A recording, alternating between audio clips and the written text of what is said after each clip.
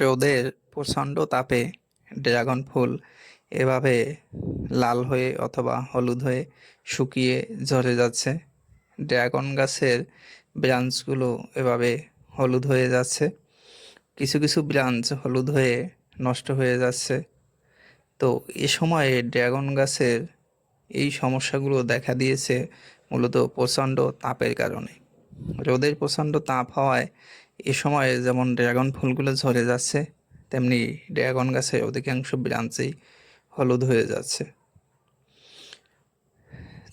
তো আজকের ভিডিওতে আমরা আলোচনা করব ড্রাগন গাছকে কীভাবে আপনার এই গ্রীষ্মের তাপদাহ থেকে রক্ষা করতে পারেন। সাইট্রাস লাভার চ্যানেলে আরেকটি নতুন ভিডিওতে আপনাদের স্বাগতম। ভিডিওটি সম্পূর্ণ দেখার অনুরোধ রইল, ভিডিওটি স্কিপ করবেন না। আজকের ভিডিওতে আমরা আলোচনা করব ড্রাগন গাছকে কীভাবে গ্রীষ্মের প্রচণ্ড তাপ থেকে রক্ষা করবেন। দেখুন, আমার এই ড্রাগন গাছটির কয়েকটি ব্রাঞ্চ এভাবে হলুদ হয়ে গেছে। ড্রাগন গাছের এই ব্রাঞ্চগুলোকে এভাবে হলুদ হয়ে যাওয়াকে বলা হয় সানবার্ন। রোদের প্রচণ্ড তাপের কারণে এই ব্রাঞ্চগুলো এভাবে হলুদ হয়ে গেছে। ব্রাঞ্চগুলো হলুদ হওয়ার কারণ হচ্ছে একটাই, আমরা ড্রাগন গাছের টবের মাটিতে যে পানি প্রয়োগ করি, সেই পানি ড্রাগন শোষণ করে তার কাণ্ডে জমা রাখে। যখন সেই কাণ্ডের উপর প্রচণ্ড তাপ পড়ে, তখন কাণ্ডের ভিতরে পানিগুলো বাষ্প হয় এবং কাণ্ডটি এভাবে হলুদ হয়ে যায়। এটিকেই বলা হয় ড্রাগনের সানবার্ন। তো এই সানবার্ন থেকে ড্রাগন গাছকে এ সময় রক্ষা করতে হবে, কারণ এ সময় ড্রাগন গাছে ফুল আসার সময়।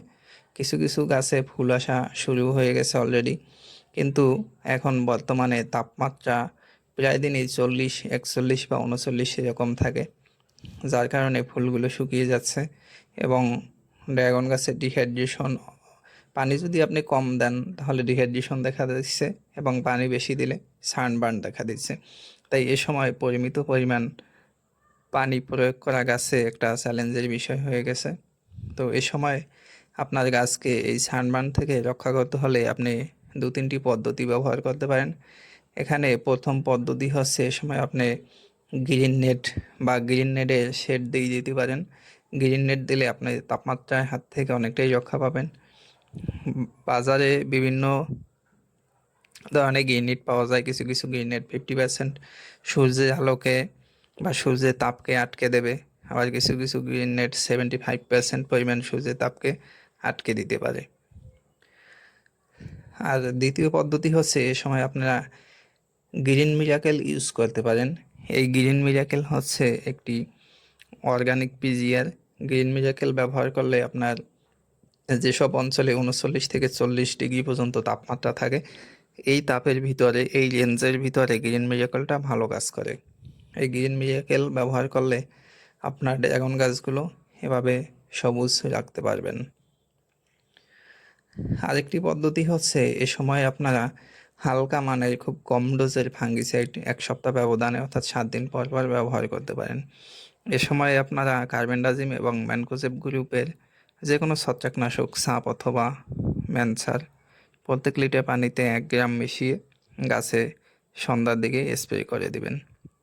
তবে এ সময়ে ফাঙ্গিসাইডের মাত্রা যেন বেশি না হয়, আর খুব ভারী ফাঙ্গিসাইডও ব্যবহার করতে যাবেন না। খুব হালকা মানের ফাঙ্গিসাইড কম পরিমাণে ব্যবহার করবেন।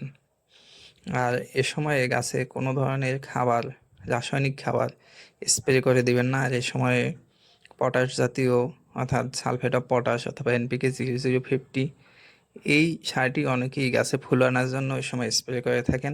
এই স্প্রেটি একদম করা যাবে না, এই স্প্রে করা থেকে বিরত থাকুন। আপনার গাছ যদি ঠিক থাকে, তাহলে যখন বর্ষা আসবে তখন ভরপুর ফুল পাবেন। গাছ থেকে প্রচুর ফুল পাওয়ার এখনও অনেক সময় আছে।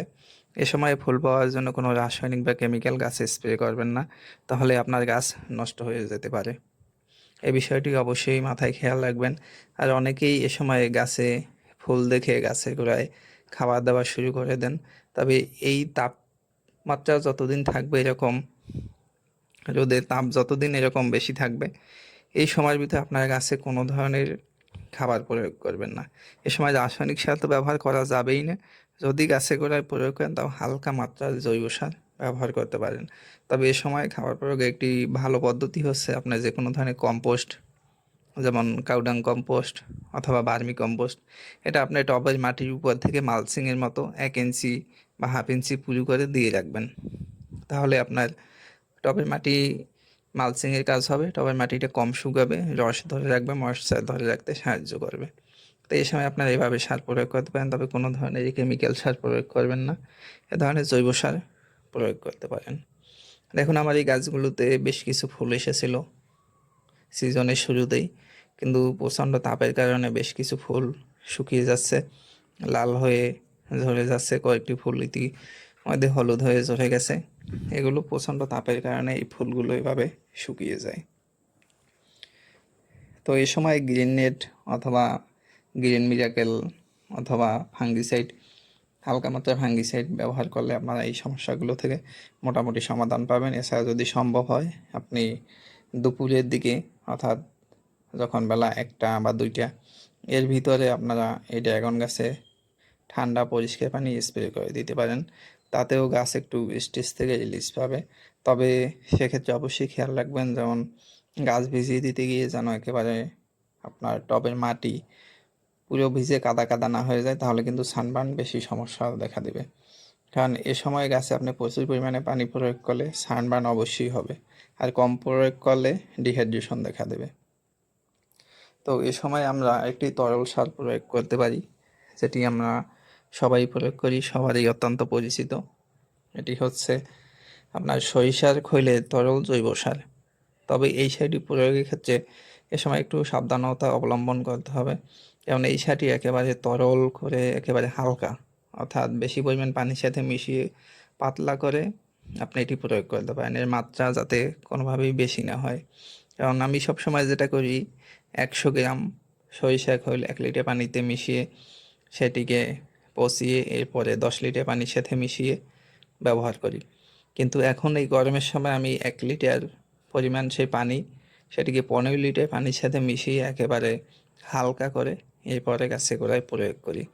তো এতে মোটামুটি ভালো রেজাল্ট পাবেন আপনারা এরকম যদি ব্যবহার করেন। গাছের মূলত কিছু একটা খাবারের যোগান হবে এ সময় এটি যদি ব্যবহার করেন। তবে অবশ্যই খেয়াল রাখবেন মাত্রা যেন কোনোভাবেই বেশি না হয়। আপনারা সরিষা খৈলের এই তরল জৈব সার এটি এখন 15 দিন পর পর, অর্থাৎ মাসে 2 বার ব্যবহার করতে পারেন। তো গ্রীষ্মের এই সময়ে এই তাপের হাত থেকে ড্রাগন গাছগুলোকে রক্ষা করার জন্য যে টিপসের কথা এখানে বলা হলো, আপনারা এগুলো ফলো করলে আশা করি মোটামুটি একটা ভালো রেজাল্ট পাবেন। তবে বর্ষা সিজন শুরু হলে আর এই সমস্যাটা থাকবে না, খুব শীঘ্রই এই সমস্যা থেকে মুক্তি পাবেন। তো ভিডিওটি এত সময় মনোযোগ দিয়ে দেখার জন্য ধন্যবাদ। ভিডিওটি ভালো লাগলে চ্যানেলটি সাবস্ক্রাইব করবেন এবং ভিডিওটি লাইক কমেন্টস করবেন। ধন্যবাদ সকলকে, ভালো থাকবেন। Happy gardening.